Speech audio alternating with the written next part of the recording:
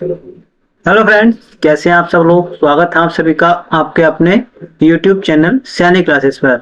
I hope आप अच्छे ही होंगे, जिंदाबाद जबरदस्त होंगे। और आज हम आपके लिए फिर से लेकर के आए हैं सफलता सीरीज का आज का हमारा एपिसोड, यानी कि प्रैक्टिस सेट नंबर आज का हमारा होगा तीसरा।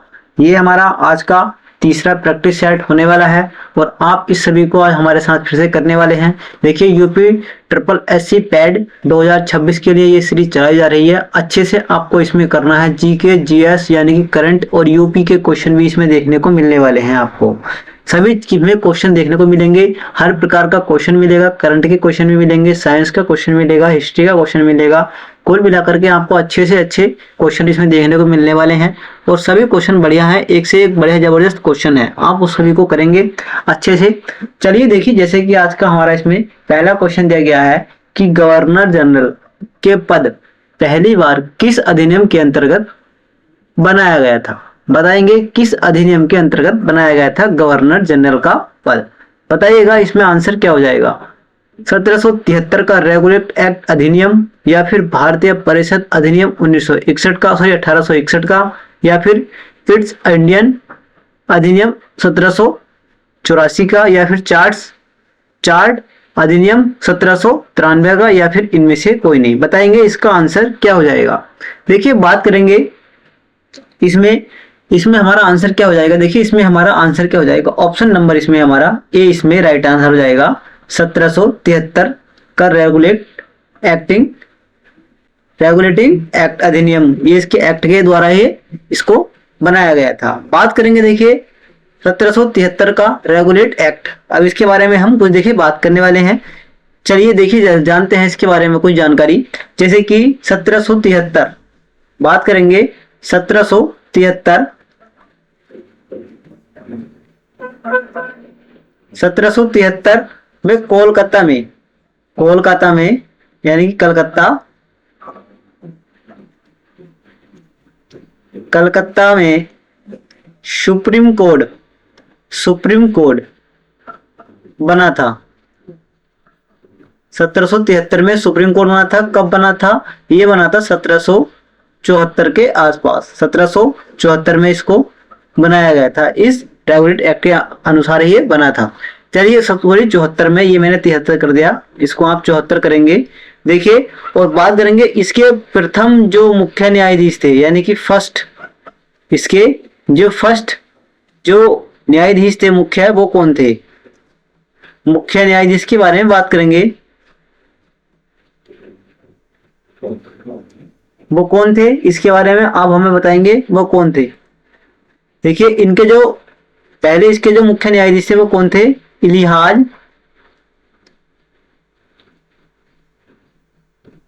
इलीजा इम्पे, ये पहले मुख्य न्यायाधीश थे। बात करेंगे देखिए, अब आपको बताना है कि इसमें 3 अन्य न्यायाधीश थे। 3 अन्य न्यायाधीश भी थे इसमें। तो उस समय 3 अन्य न्यायाधीश थे। वो कौन कौन से 3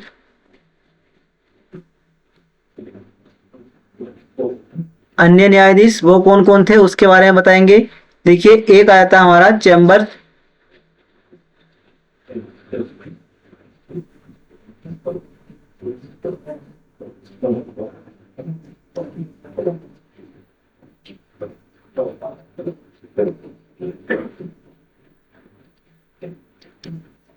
लिमेस्टर, हाइड, ये 3 इसमें अन्य न्यायाधीश थे, यानी कि अन्य इसके सदस्य थे। चलिए आगे देखेंगे। रेगुलेट एक्ट ये पेश कब हुआ था। देखिए रेगुलेट एक्ट कब पेश हुआ था इसके बारे में बताएंगे। ये देखिए पेश हुआ था 18 मई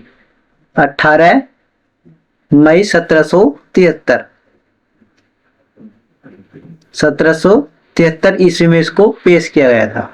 बात करेंगे, देखिए आपको बताना है कि पहला गवर्नर कौन था। गवर्नर के बारे में बात करेंगे।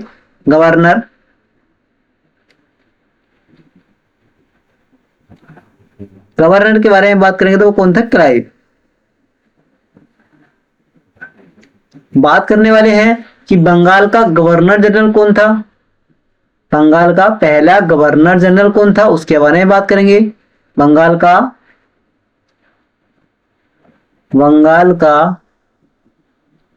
Governor general,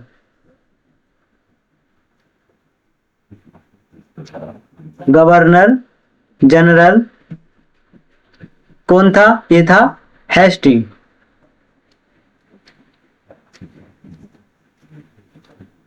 Hasting. बात करेंगे भारत का गवर्नर जनरल, बात करने वाले हैं भारत का गवर्नर जनरल। भारत का गवर्नर जनरल वो कौन था? वो था बेटिंग।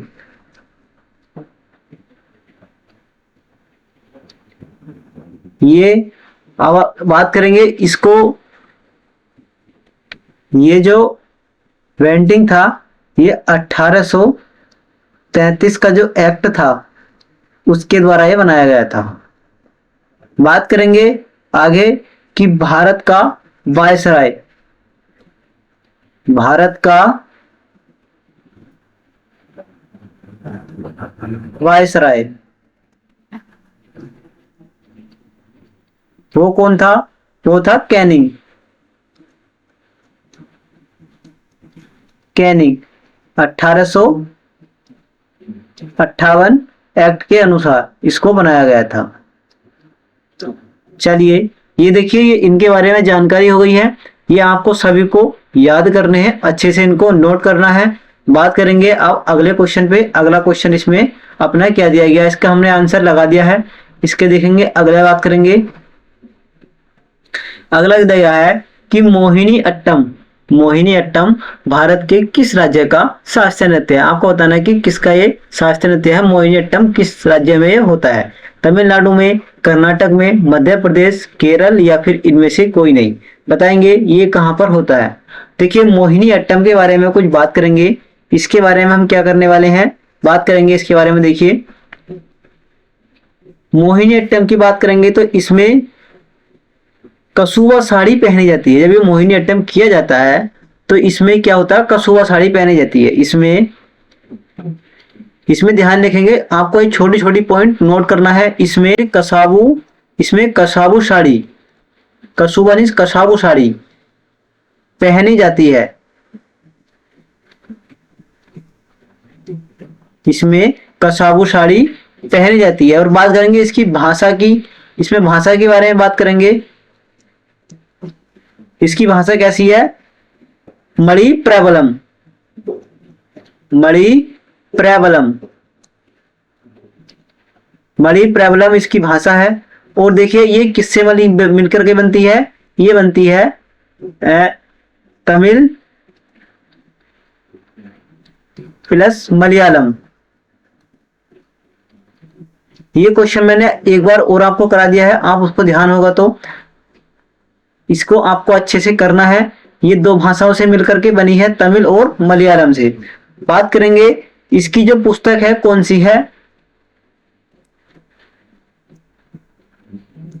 पुस्तक के बारे में बात करेंगे, व्यवहार माला।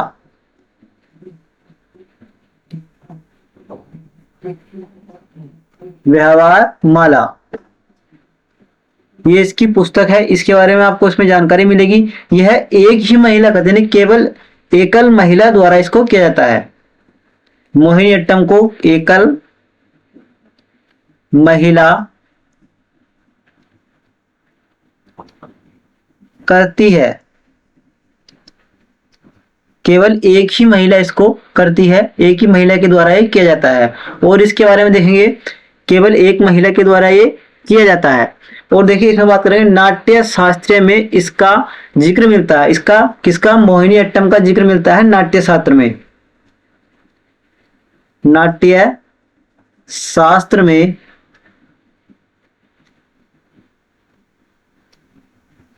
इसका जिक्र मिलता है, जिक्र मिलता है किसका? मोहिनी अट्टम का।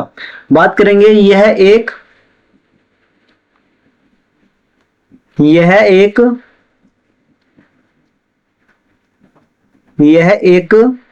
लास्य शैली है। यह एक लास्य शैली है। बात करेंगे जो इसको किसने लिखा था, नाट्य शास्त्र को, इसके बारे में बताएंगे। ये भरत मुनि ने, किसने, भरत मुनि, भरत मुनि ने इसको लिखा था। बात करेंगे देखिए इसमें मोहिनीअट्टम का जो होता है ये किसको समर्पित है, मोहिनीअट्टम ये किसको समर्पित है, मोहिनीअट्टम किसको समर्पित है, ये है विष्णु जी को, विष्णु को समर्पित है।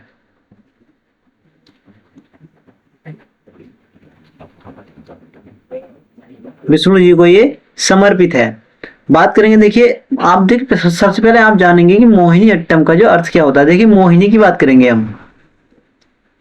मोहिनी आपने देखा होगा जब मोहिनी का रूप लिया था विष्णु जी ने, तो ये वही है, उसी को ही ये मोहित करता है, उसी का ही उस पाए, उसी को ही ये सेम उसी का ही एक रूप है।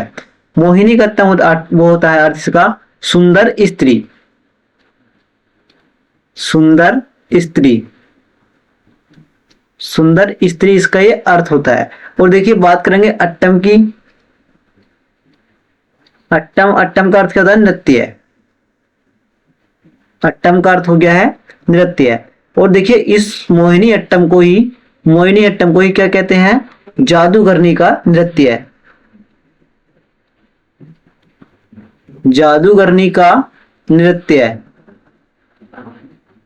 जादूगरनी का नृत्य भी इसको कहा जाता है मोहिनी अट्टम को। इसमें जो फूलों का प्रयोग किया जाता है वो कौन से फूल हैं, फूल की बात करेंगे तो फूल किसके होते हैं, चमेली के, चमेली के फूल इसमें लगाए जाते हैं। मोहिनी अट्टम का जब नृत्य किया जाता है तो इसमें चमेली के फूल लगाए जाते हैं। और इसके कितने रूप होते हैं, 3 रूप होते हैं इसके। रूप कितने होते हैं इसके, 3 इसके रूप होते हैं मोहिनी अट्टम के। मोहिनी अट्टम के कितने रूप होते हैं, 3 रूप होते हैं। और देखिए इसमें जो बात करने वाले कि मोहिनी अट्टम के मास्टर डिग्री पाने वाली पहली महिला कौन सी है, आपको बताना है कि मोहिनी अट्टम के मास्टर डिग्री पाने वाली पहली महिला कौन सी है, वो है डॉक्टर सुनंदा नायर, डॉक्टर सुनंदा नायर। पहली महिला जो मास्टर डिग्री पाई है इन्होंने मोहिनी अट्टम में, वो कौन है, सुनंदा नायर।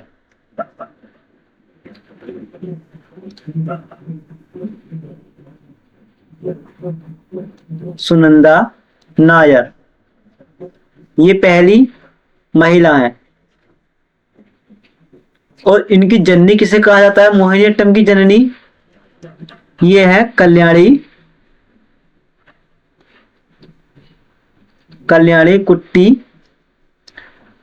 कल्याणी कुट्टी अम्मा, ये मोहिनी अट्टम की जननी मानी जाती हैं। और देखिए बात करेंगे मोहिनी अट्टम की जननी किसको कहते हैं, ये हमारी कल्याणी अम्मा को कहते हैं। बात करेंगे अब अगले क्वेश्चन पे लेके चलते हैं हम। अगला क्वेश्चन इसमें क्या दिया है, देखिए अगला क्वेश्चन दिया गया है कि यूनेस्को का मुख्यालय कहाँ स्थित है। आपको बताना है यूनेस्को का मुख्यालय कहाँ स्थित है, ये आपको बताना है। जैसे कि ऑप्शन में दिया गया है कि वाशिंगटन डीसी या फिर न्यूयॉर्क, लंदन, पेरिस या फिर इनमें से कोई नहीं। देखिए यूनेस्को का मुख्यालय कहाँ स्थित है, वो है पेरिस में। ऑप्शन इसमें राइट आंसर हो जाएगा, इसमें डी इसमें राइट आंसर होगा। देखिए उसमें हम पहले हमने ऑप्शन लगाया है नहीं लगाया उसको भी चेक कर लेते हैं। देखिए मोहिनी अट्टम ये हमारा कहाँ होता है, केरल में। ऑप्शन नंबर इसमें डी इसमें राइट आंसर हो जाएगा, केरल। आगे देखते हैं अब यूनेस्को का मुख्यालय कहाँ है, ये आ गया लंदन, सॉरी पेरिस में है ये कहाँ पर है, पेरिस में। यूनेस्को की बात करेंगे देखिए ये इसकी फुल फॉर्म हो गई है यूनेस्को की ये फुल फॉर्म हो गई है, ये आपको याद रखनी है, ये एग्जाम में पूछ ली जाती है। और बात करेंगे इसकी स्थापना की, स्थापना के बारे में बात करेंगे। स्थापना कब हुई थी इसकी, 16 नवंबर 1945 को, 16 नवंबर 1945 को इसकी स्थापना हुई थी। बात करेंगे इसमें भारत कब जुड़ा था, यूनेस्को में भारत कब शामिल हुआ था। भारत कब जुड़ा था?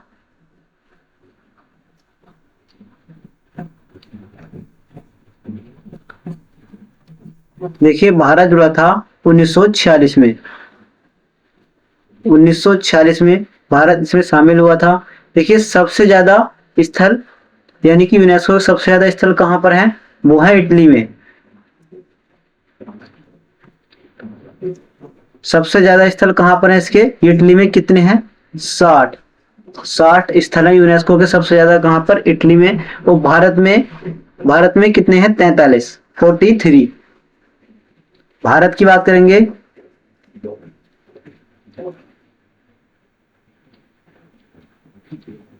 43 स्थल है इसमें। देखिए बात करेंगे 35, इन 43 की बात करेंगे। 35 तो इसमें कौन से हैं? जो हमारे संस्कृत हैं, सांस्कृतिक हैं।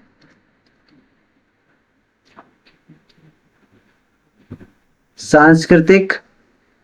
और 7 इसमें कौन से हैं? ये है प्राकृतिक।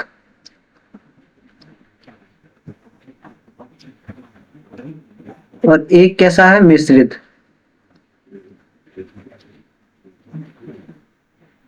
एक है इसमें मिश्रित। ये आपको ध्यान रखना। मिश्रित कौन सा वाला है? कंचनजंगा। कंचनजंगा ये कहां पर पड़ता है? ये पड़ता है सिक्किम में। कंचनजंगा कहां पड़ता है? किस सिक्किम में। और 2016 में इसको शामिल किया गया था।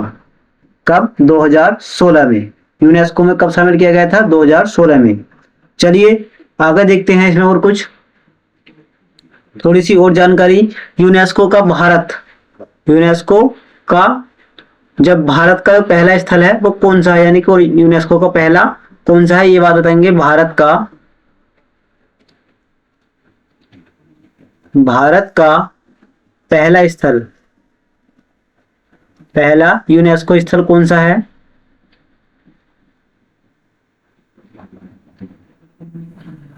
वो है हमारा पहला आ जाता है इसमें एक तो आगरा का ताजमहल।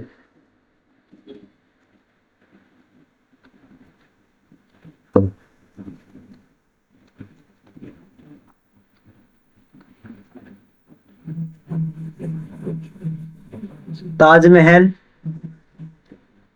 ये 1983 ईस्वी में 1983 ईस्वी में इसको शामिल किया गया था। और इसी प्रकार आगरा का किला आ जाता है दूसरे नंबर पर। आगरा का किला उसको भी 1983 ईस्वी में ही शामिल किया गया था। फिर इसके बाद आते हैं तीसरे नंबर पर आती है एलोरा की गुफाएं प्लस अजंता की गुफाएं। ये भी 1983 में ही इसको शामिल किया गया। और जो हमारा नया है वो कौन सा है? औरंगाबाद में पड़ता है। कौन सा है? संभाजी नगर। औरंगाबाद में पड़ता है। कहां पर? संभाजी नगर। ये अभी नया है जो हमारा हाल फिलहाल में शामिल किया गया था। काजीरंगा 1985 में। हम्पी 1986 में जो कर्नाटक में है। और ये जो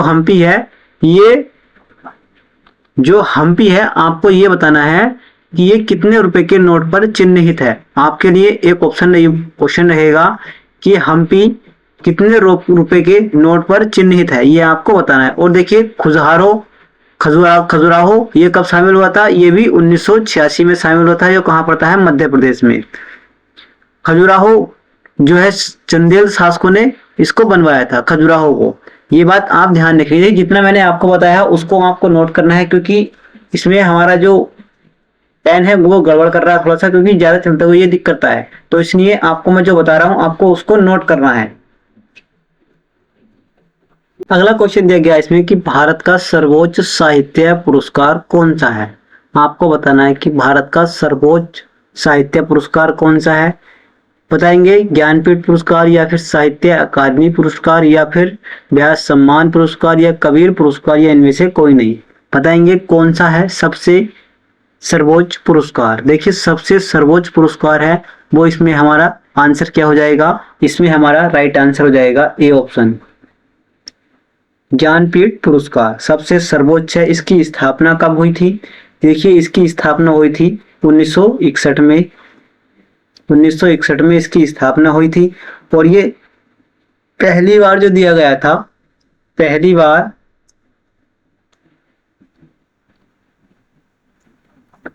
बार दिया गया था कब? ये दिया गया था 1965 में। 1965 में इसको दिया गया था पहली बार। और देखिए बात करेंगे साहित्य अकादमी पुरस्कार के बारे में। साहित्य अकादमी पुरस्कार, इसकी स्थापना होती है 1954 में। 1954 में इसकी स्थापना होती है। और ये दिया गया था कब? 1955 में। 1955 में ये दिया गया था। तो बात करेंगे व्यास सम्मान पुरस्कार की, 1991 में। और बात करेंगे कबीर पुरस्कार की, कबीर पुरस्कार 1986 और 87, 1986-87 में। और ये मध्य प्रदेश सरकार देती है, एमपी सरकार देती है इसको। ज्ञानपीठ पुरस्कार के बारे में हम बात करने वाले हैं। ज्ञानपीठ पुरस्कार देखिए, इसके बारे में बात करेंगे तो इसमें ये इसे कितनी भाषाओं में दिया जाता है? ये इसे 22 भाषाओं में, 22 भाषाओं में इसको दिया जाता है। 22 भाषाओं में इसे दिया जाता है। और देखिए ये इंग्लिश भाषा को नहीं दिया जाता, यानी कि अंग्रेजी में, ये अंग्रेजी भाषा में नहीं दिया जाता है। ये बात आप ध्यान रखेंगे। बाकी 22 भाषाओं में ये दिया जाता है। और देखिए 22 भाषाओं का उल्लेख कौन से अनुच्छेद में मिलता है, कौन से भाग में मिलता है? ये भाग 8 में, भाग 8 में इसका अनुच्छेद में मिलता है, सॉरी भाग 8 में इसका उल्लेख मिलता है 22 भाषाओं का। और देखिए इसको पहली बार किससे दिया गया था? देखिए पहली बार जो दिया गया था जी शंकर कुरूप को। किसे? जी शंकर कुरूप, जी शंकर कुरूप, इनको ये मिला था। और ये किस भाषा में मिला था? मलयालम पर। और देखिए इनकी जो रचना थी वो कौन सी थी? इनकी रचना के बारे में बात करेंगे। इनकी रचना थी आड़ा कुजई, आड़ा कुजई इनकी रचना थी, आड़ा कुजई ये इनकी रचना थी। और देखिए पहली महिला उनको कब मिला था? पहली महिला की बात करेंगे। पहली महिला के बारे में बात करेंगे तो उनको मिला था 1976 में, 1976 में मिला था। और किसको? ये था, ये कौन थी? आशा पूर्णा देवी। कौन थी? आशा पूर्णा देवी, आशा पूर्णा देवी, आशा पूर्णा देवी को मिला था। और ये किस भाषा में मिला था? बांग्ला भाषा पे, बांग्ला भाषा में इनको मिला था। किस में मिला था? बांग्ला भाषा में इनको मिला था। और इनकी रचना क्या थी? प्रथम प्रसूति। रचना की बात करेंगे, रचना प्रथम प्रसूति, ये इनकी रचना थी। और बात करेंगे हिंदी के पहले व्यक्ति कौन थे? हिंदी के पहले व्यक्ति सुनेंगे, हिंदी के पहले व्यक्ति कौन थे? वो थे हमारे सुमित्रानंदन पंत। सुमित्रानंदन पंत को मिला था पहला ज्ञानपीठ पुरस्कार हिंदी का। और किस पर मिला था? चिदंबरा पर। उनकी रचना थी चिदंबरा। हिंदी की पहली महिला कौन थी? महादेवी वर्मा, जिनको मिला था 1982 में। 1982 में किस पर? यामा पर मिला था उनको। और बात करेंगे जो हमारे 59वें हैं, 59वें नंबर के जो 2025 में मिला था वो कौन थे? विनोद कुमार शुक्ला। विनोद कुमार शुक्ला के हिंदी के लेखक हैं, हिंदी के ये लेखक हैं। और बात करेंगे, देखिए इसमें राशि कितनी जाती है, यानी कि धन इसमें जो राशि मिलती है वो कितनी मिलती है? 11 लाख रुपए मिलते हैं इसमें, प्लस एक प्रस्तुति पत्र मिलता है। फिर उसमें एक बाघ देवी की प्रतिमा मिलती है। बाघ देवी यानी कि सरस्वती माता की इसमें प्रतिमा दी जाती है। ये बात आप ध्यान रखेंगे। चलिए आप देखते हैं अगले क्वेश्चन पे। अगला क्वेश्चन इसमें क्या है?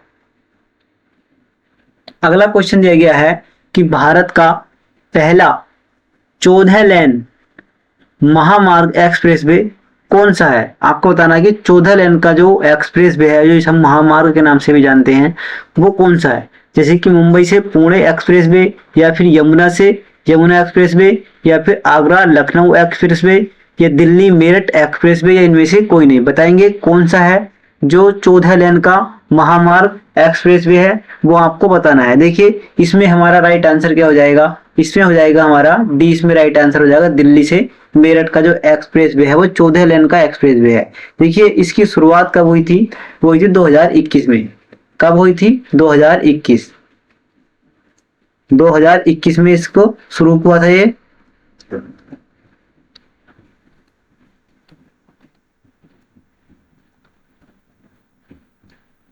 शुरू हुआ। और इसकी देखिए बात करेंगे लंबाई की। लंबाई कितनी है इसकी? ये लंबाई है इसकी 96 किलोमीटर। 96 किलोमीटर ये लंबा है। ये बात आप ध्यान रखेंगे। चलिए इसमें और देखते हैं, कुछ और जानकारी मिलेगी तो। देखिए इसमें क्या है, थोड़ी सी जानकारी और देख लेते हैं कि भारत में स्वर्णिम चतुर्भुज परियोजना, भारत में स्वर्णिम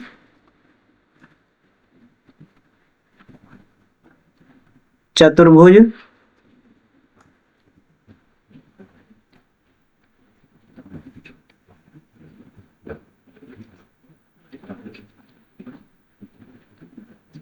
परियोजना ये 1999 में शुरू हुई थी। 1999 में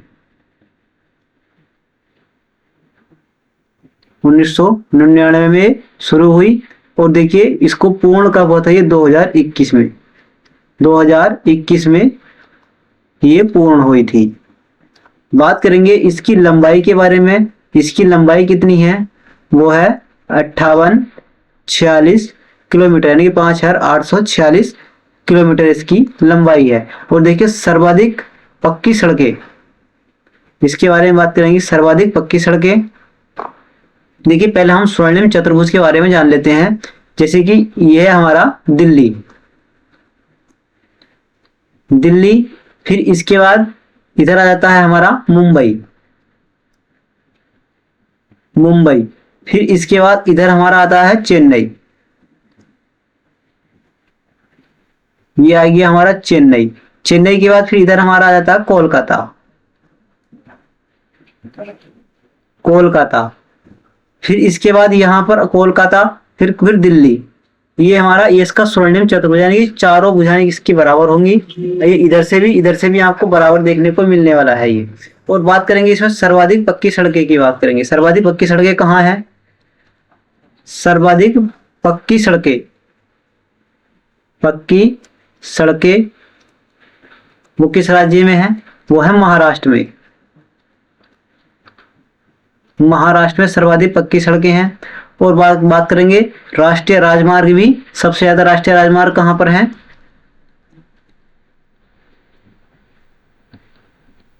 राष्ट्रीय राजमार्ग ये भी कहां पर है? ये भी हमारे इनके महाराष्ट्र में भी स्थित है। कहाँ है? हमारे महाराष्ट्र में स्थित है। 8000 किलोमीटर लगभग इनकी लंबाई बैठेगी। राष्ट्रीय राजमार्ग कितनी? 8000 किलोमीटर,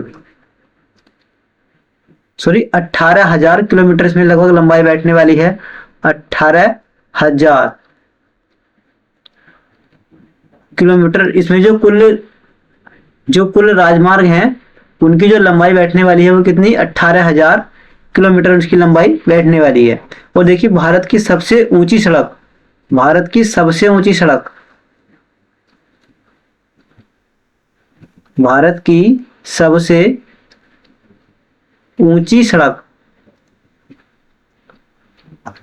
भारत की सबसे ऊंची सड़क उमलिंग लापा, उमलिंग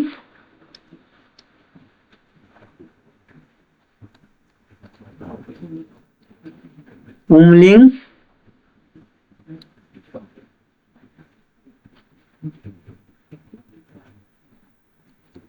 ला पास, उमलिंग ला पास। और इसकी लंबाई देखेंगे 19, सॉरी इसकी ऊंचाई कितनी है, क्योंकि हमारी ऊंचाई की बात कर रहे हैं। 19,300, 19,300 इसकी 19,300 फीट, ये फीट में है इसकी ऊंचाई। 19,300 फीट इसकी ऊंचाई है, लगभग 19,300 फीट इसकी ऊंचाई है। 19,300 ये इसकी ऊंचाई है। ये बात आप ध्यान रखेंगे। ये इतनी ऊंची भारत की सबसे ऊंची सड़क है। कौन सी? उमलिंग ला पास। उमलिंग ला पास जिसकी ऊंचाई है 19,300 फीट इसकी ऊंचाई है। चलिए अगला क्वेश्चन देखते हैं आप। अगला इसमें अपना क्या दिया गया है। अगला दिया गया कि 2011 की जनगणना के अनुसार निम्नलिखित में से किस केंद्र शासित प्रदेश में महिला साक्षरता दर का प्रतिशत सर्वाधिक है?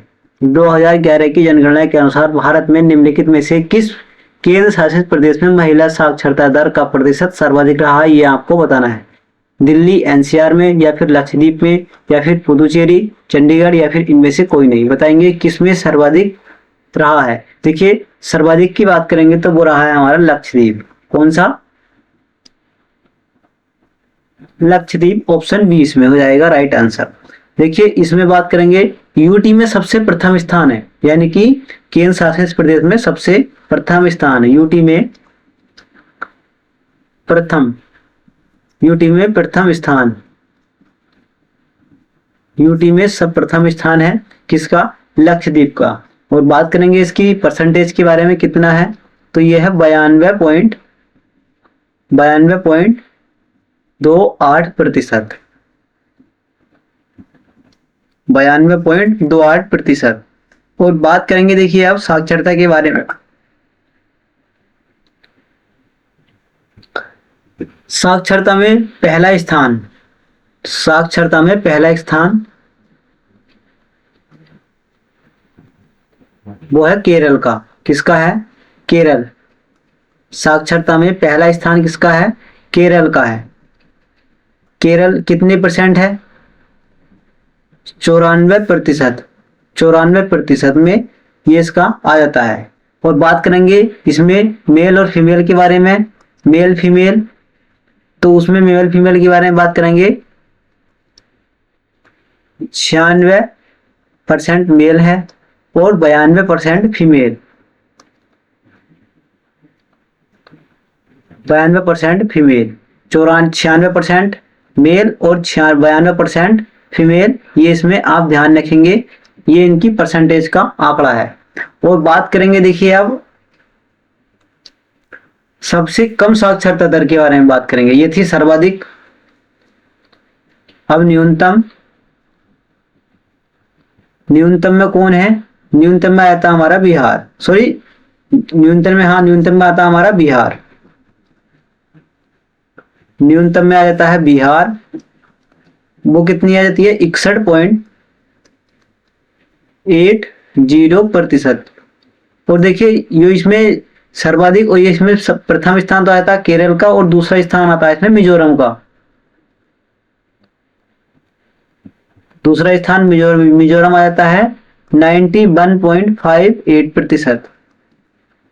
ये इसमें सेकंड स्थान पे आता है मिजोरम। बात करेंगे सर्वाधिक अंतर, जो जिसमें सर्वाधिक अंतर कहाँ पर आता है? पुरुषों में और मेल में।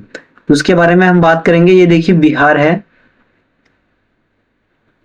क्योंकि पेन ज्यादा ही गड़बड़ करता है इसलिए मैं आपको बोल के बता रहा हूं। देखिए आपको बताना है कि सर्वाधिक अंतर, सर्वाधिक अंतर मेल और फीमेल, ये आपको बताना है। देखिए सर्वाधिक अंतर मेल और फीमेल में कहां पर आता है? वो आता है कहां पर? राजस्थान में। राजस्थान में इसका अंतर आता है। देखिए वो कितना आ जाता है?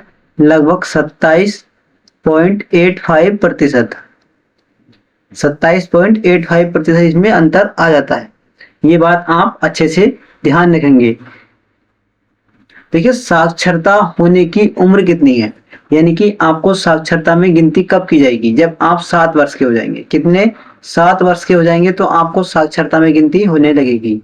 और 1991 तक कितनी थी? 1991 की बात करेंगे 1991 उस समय कितनी थी? उस समय थी 5 वर्ष।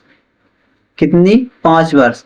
5 वर्ष के होने पर आपको साक्षरता मिल जाती थी, आपको उसमें शामिल कर दिया जाता था। चलिए आप देखते हैं आगे अगला क्वेश्चन। इसमें इतना ही काफी है। देखिए दिया गया है कि अब आपका ये करंट के क्वेश्चन है कुछ। हाल ही में नीति आयोग के मुख्य कार्यकारी अधिकारी पद पर किसे नियुक्त किया गया है? आपको बताना है कि ये नीति आयोग है, उसमें जो मुख्य कार्यकारी अधिकारी है उनके पद पर किसको नियुक्त किया गया है, उस पद पर किसको नियुक्त किया है ये आपको बताना है। अनुराग जैन को जो IAS हैं, हरजीत सिंह अग्रवाल को, या फिर तुषार मेहता, या फिर राजीव गोवा को, ये आपको बताना है। देखिए इसमें हमारा जो राइट आंसर हो जाएगा वो है हमारा Anurag Jain. Option number A इसमें हो जाएंगे अनुराग जैन। IAS अधिकारी है ये, इनको ध्यान रखेंगे। और बात करेंगे देखिए हरजीत सिंह अग्रवाल। हरजीत सिंह अग्रवाल के बारे में, ये कौन है? राष्ट्रीय अल्पसंख्यक आयोग के CEO। राष्ट्रीय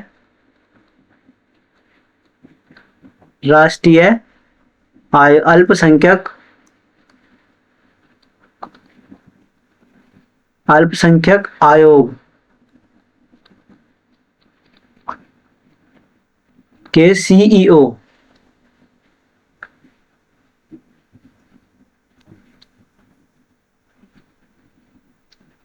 कौन है? ये अल्पसंख्यक आयोग के CEO है ये। बात करेंगे तुषार मेहता, ये है सोशलिस्ट जनरल। ये कौन है? Tushar Mehta socialist general. और देखिए बात करने वाले हैं नीति आयोग की। नीति आयोग के बारे में हम बात करने वाले हैं। देखिए नीति आयोग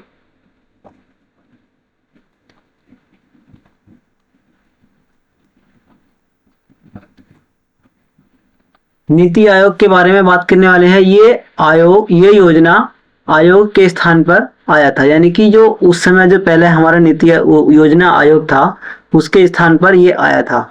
योजना आयोग जिसमें 1950 में वो आया था, 1950 में योजना आयोग था, उसी के स्थान पर क्या आया है? ये नीति आयोग। नीति आयोग आया है। और बात करेंगे इस नीति आयोग, ये कब आया था? ये आया था 1 जनवरी 2015। 1 जनवरी 2015 को ये आया था। 1 जनवरी 2015 को ये आया था। किसके स्थान पर आया था? ये आया था योजना आयोग के। योजना आयोग के स्थान पर आया था। तो ये कब आया था? 1950 में। ये आया था 1950 में योजना आयोग। उसके स्थान पर क्या आया है? नीति आयोग आया है। बात करेंगे अब इसमें जो अध्यक्ष होता है वो कौन होता है। देखिए नीति आयोग के जो अध्यक्ष होते हैं वो कौन होते हैं? अध्यक्ष की बात करेंगे। देखिए इसमें जो अध्यक्ष होते हैं वो कौन होते हैं? PM यानी कि प्रधानमंत्री इसके अध्यक्ष होते हैं। अब इस समय वर्तमान में कौन है?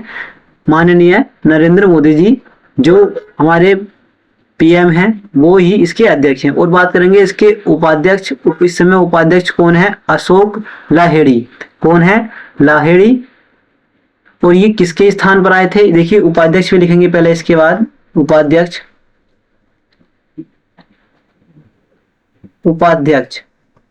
के बारे में बात करेंगे तो वो कौन है? अशोक लाहिड़ी। और ये किसके स्थान पर आए हैं? सुमन बेरी के स्थान पर, यानी कि सुमन बेरी के स्थान पर अब इनको नियुक्त किया गया है, अशोक लाहिड़ी को। बात करेंगे इसके CEO यानी कि मुख्य कार्यकारी अधिकारी, वो कौन है? IAS अनुराग जैन, जो भी मैं आपको बताया था। ये है एक। और ये किसके स्थान पर आए हैं? IAS जो हमारे अनुराग जैन है वो है निधि छिब्बर के स्थान पर इनको नियुक्त किया गया है। किसको? अनुराग जैन को। और देखिए नीति आयोग के जो फुल टाइम मेंबर होते हैं वो कौन कौन है उस समय आपको बताते हैं। देखिए उसमें आते हैं एक तो राजीव गोवा, फिर उसके बाद आते हैं KV राजू, फिर उसके बाद आते हैं एक इसमें गोवर्धन दास, फिर एक इसमें आते हैं श्रीनिवास, फिर एक आते हैं उसमें अभय करंदीकर, अभय करंदीकर। ये 5 लोग हैं जो फुल टाइम मेंबर हैं इस समय इनके। चलिए आप देखते हैं आगे अगला क्वेश्चन। इसमें अगला क्वेश्चन क्या दिया है, अगला क्वेश्चन दिया गया है कि राष्ट्रीय प्रसारण दिवस 2026 कब मनाया गया। आपको बताना है कि ये कब मनाया गया था। 21 जुलाई को, 22 जुलाई, 23, 24, 25 या इनमें से कोई नहीं। आप बताइएगा कौन सी ये तारीख थी, कौन सा डेट था जो इसको मनाया गया था राष्ट्रीय प्रसारण दिवस। देखिए राष्ट्रीय प्रसारण दिवस के बारे में हम थोड़ी सी जानकारी देख लेते हैं। देखिए राष्ट्रीय प्रसारण दिवस के बारे में जैसे कि बात करेंगे कि इसको कब मनाया गया था। देखिए इसको मनाया गया था कब, वो हम पहले इसमें ऑप्शन लगाते हैं। तो ये है हमारा ऑप्शन नंबर, इसमें आ जाता है हमारा सी, इसमें राइट आंसर हो जाएगा 23 जुलाई को। अब इसके बारे में देखिए थोड़ी सी जानकारी के बारे में बात कर लेते हैं। 23 जुलाई को मनाया गया था पहली बार रेडियो प्रसारण दिवस, पहली बार रेडियो प्रसारण दिवस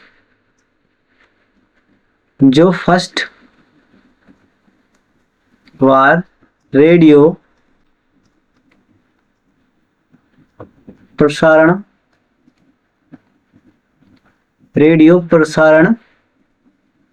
किया गया, वो डेट थी 23 जुलाई 1927। 23 जुलाई 1927 को ये पहली बार रेडियो प्रसारण किया गया था। अब 1936 में इसका नाम बदलकर क्या करा गया था। 1936 में 1936 में इसका 1936 में इसका नाम क्या हुआ, इसका नया नाम क्या हुआ फिर, AIR, all India radio.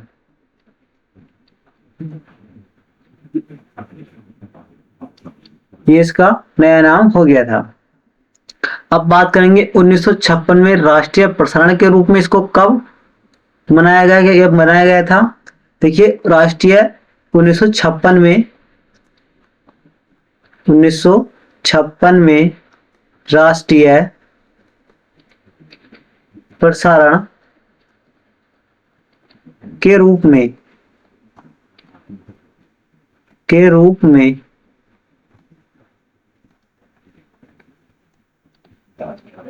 Akashvani को लाया गया।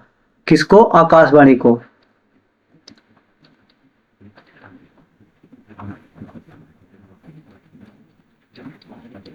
आकाशवाणी को लाया गया। आपने सुना होगा रेडियो पर बोलते हैं कि आकाशवाणी केंद्र लाया गया। किसको, आकाशवाणी केंद्र को राष्ट्रीय प्रसारण के रूप में। अब बात करेंगे कि 1956 में विधि भारतीय कार्यक्रम शुरू किया गया। 1956 में विधि भारतीय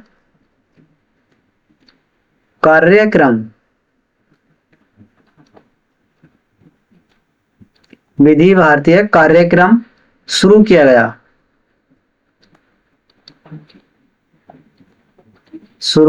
गया कि इसकी जो टैगलाइन है वो क्या है, उसको भी सुनिएगा। इसकी जो टैगलाइन है उसको भी सुनेंगे।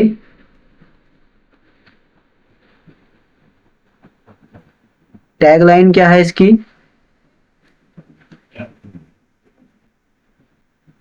ये है बहुजन हिताय बहुजन सुखाय। क्या है इसकी टैगलाइन, बहुजन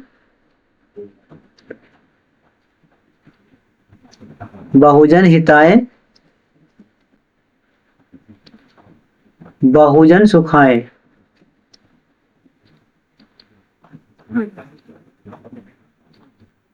बहुजन हिताय और बहुजन सुखाय, ये इसकी टैगलाइन है। ये आपको अच्छे से इसको ध्यान रखना है, ठीक है। चलिए आगे देखते हैं अगला क्वेश्चन इसमें। अगला इसमें क्या दिया गया है? अगला क्वेश्चन दिया गया है इसमें, हरियाणा हरियाणा के उत्तर प्रदेश के कितने जिले सीमा साझा करते हैं? यानी हरियाणा से उत्तर प्रदेश के कितने जिले सीमा साझा करते हैं, ये आपको बताना है। हरियाणा से उत्तर प्रदेश के कितने जिले सीमा साझा करते हैं? 5, 6, 4, 3 या फिर इनमें से कोई नहीं। कितने जिले सीमा साझा करते हैं? देखिए वो करते हैं 6 जिले। कितने? ऑप्शन नंबर इसमें राइट आंसर हो जाएगा हमारा बी। कितने जिले हैं? 6 जिले हैं। देखिए पहला कौन सा है? सहारनपुर, फिर उसके बाद आता है शामली के बाद फिर इसमें आता है गौतम बुद्ध नगर, फिर उसके बाद आता है इसमें अलीगढ़ के बाद आता है इसमें मथुरा 1, 2, 3, 4, 5, और फिर इसके बाद आता है इसमें एक आ जाता है यहाँ पर बागपत भी आ जाता है। इसमें कौन सा आता है? मथुरा, फिर एक लिख लेते हैं बागपत। ये शामली के बाद आ जाता है बागपत। ये सीक्वेंस में है, आप उनको सभी को याद रखेंगे बागपत। ये इसके 6 जिले हैं, ये आपको इनको याद रखना है। चलिए आगे देखते हैं अगला क्वेश्चन इसमें और क्या दिया गया है। अगला क्वेश्चन दिया गया है, निम्नलिखित में से उत्तर प्रदेश के किस जिले में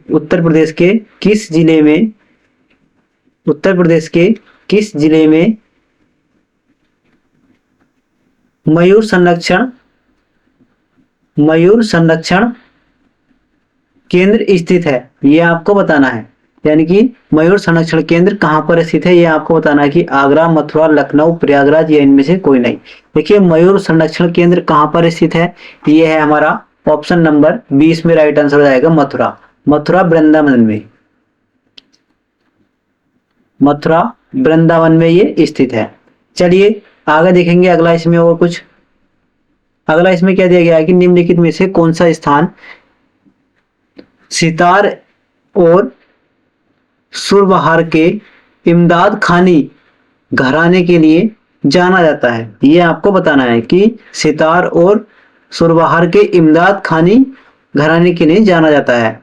आगरा घराना, लखनऊ, इटावा या फिर वाराणसी या इनमें से कोई नहीं। बताएंगे कौन सा है? देखिए इसकी बात करेंगे तो इसमें आ जाता है हमारा ऑप्शन नंबर इसमें सी, इसमें राइट आंसर आ जाता है इटावा घराना।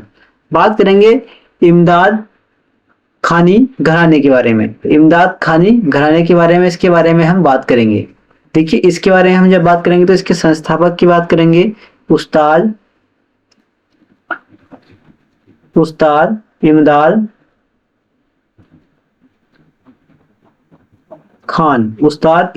खान, और एक आते हैं इसमें उस्ताद इनायत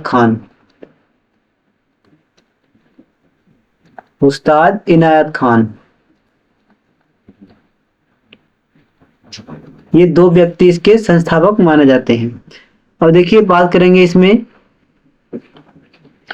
जिला खान, क्या आते हैं? जिला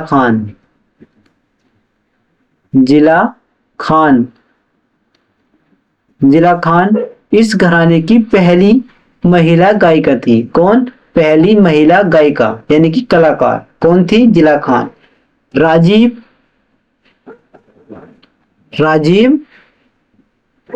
जनार्दन जो है इस घराने के प्रतिष्ठी गुरु माने जाते हैं। प्रतिष्ठी गुरु कौन माने जाते हैं? राजीव जनार्दन। कौन माने जाते हैं? राजीव जनार्दन। इसमें लिखेंगे प्रसिद्ध प्रतिष्ठी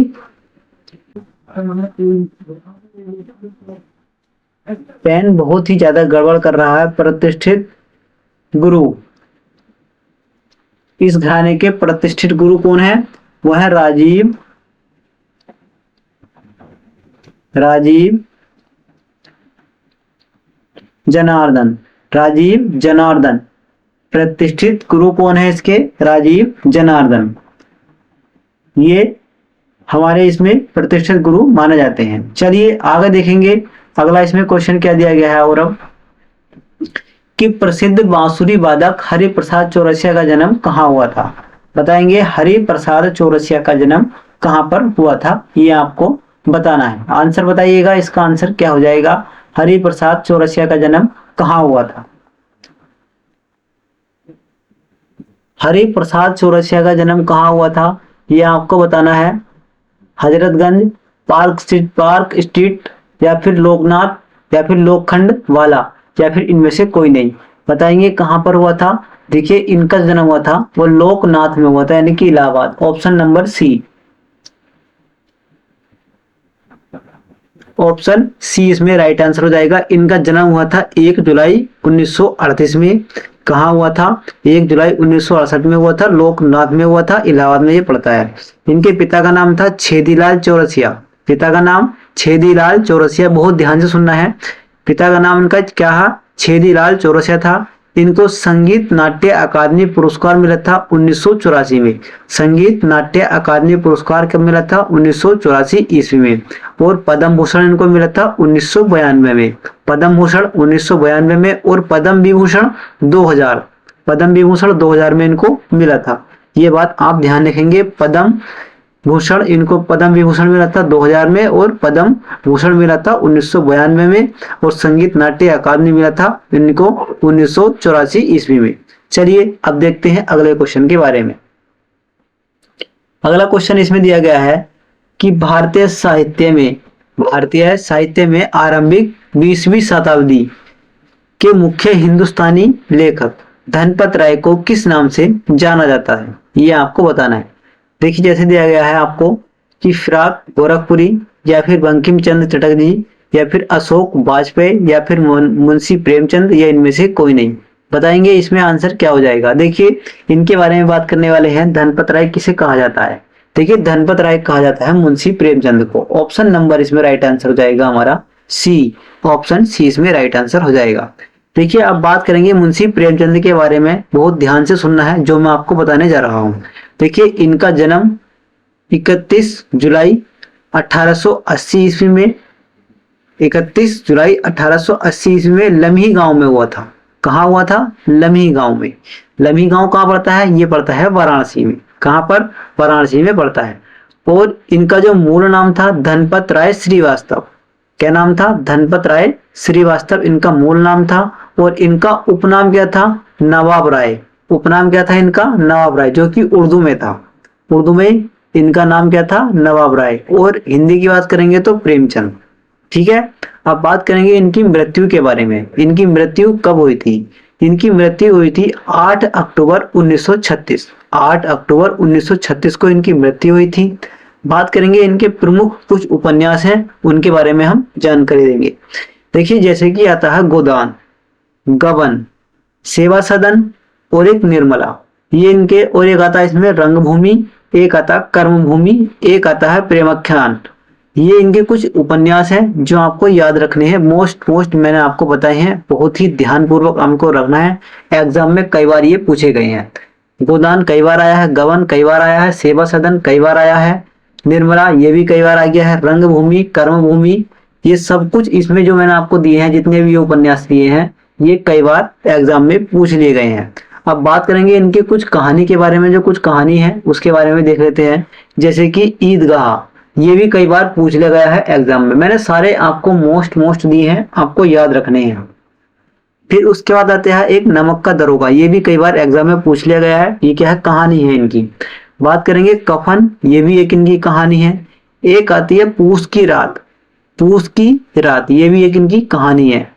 पंच परमेश्वर, ये भी कई बार पूछ ली गई है। पंच परमेश्वर, ये भी एक क्या है, कहानी है। एक कहते हैं दो बैलों की कथा, ये भी इनकी एक कहानी है। आपको सारी जितने भी मैंने आपको बताए हैं उनको अच्छे से नोट करना है और लिखना है। कहानी दोबारा सुनेंगे, फिर तो ईदगाह, नमक का दरोगा, कफन, पूस की रात, या फिर एक पंच परमेश्वर, और एक दो बैलों की जोड़ी। सब मैंने ये मोस्ट है, और एग्जाम में कई बार एग्जाम में ये आ चुकी है।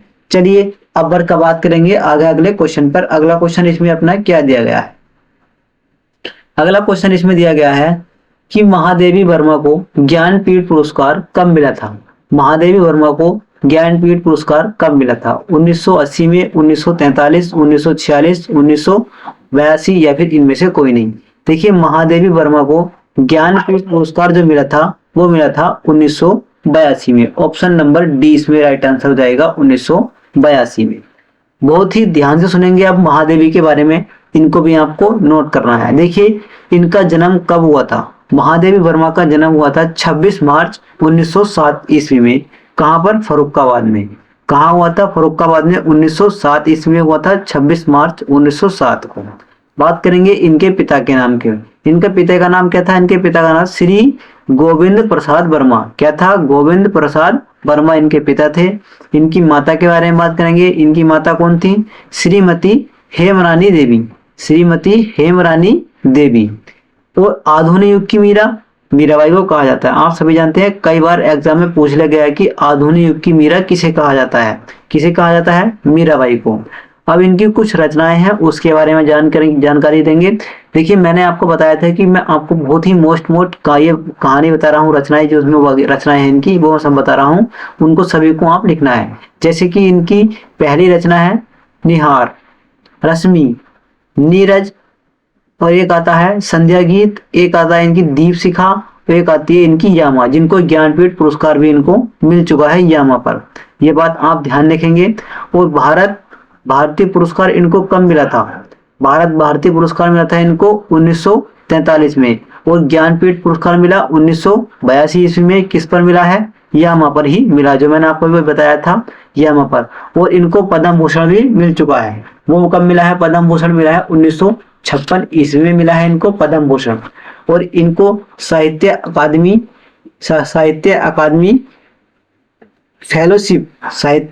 फेलोशिप वो कब? 1989 ईस्वी में मिल चुका है। और इनको पद्म विभूषण भी मिला है 1988 ईस्वी में। ये मिला है इनको मरणों उपरांत, यानी कि इनकी मृत्यु के बाद मिला है, मरणों उपरांत मिला है पद्म विभूषण 1986 ईस्वी में। और ये देखिए विधानसभा की सदस्य भी रह चुकी हैं महादेवी वर्मा। विधानसभा की सदस्य ये कब रही थी? सॉरी, विधान परिषद की सदस्य है, विधानसभा की नहीं, विधान परिषद की सदस्य रह चुकी हैं। वो कब रही थी? ये 1992 ईस्वी में विधान परिषद की सदस्य रह चुकी हैं 1992 ईस्वी में। और इनकी मृत्यु की बात कर लेते हैं। इनकी मृत्यु हुई थी 1 सितंबर 87 ईस्वी में। 1 सितंबर 1887 ईस्वी में इनकी मृत्यु हुई थी। कहाँ पर? प्रयागराज में, इलाहाबाद में इनकी मृत्यु हुई थी। चलिए आगे देखते हैं अगला क्वेश्चन। अब इसके बारे में इतना ही काफी है। अगर देखेंगे अगला दिया गया इसमें कि निम्नलिखित में से रामचंद्र शुक्ल का जन्म कहाँ हुआ था। आपको बताना है कि रामचंद्र शुक्ल का जन्म कहाँ हुआ था, ये आपको बताना है। और इसका आंसर आप हमें कमेंट बॉक्स में दे रहे होंगे।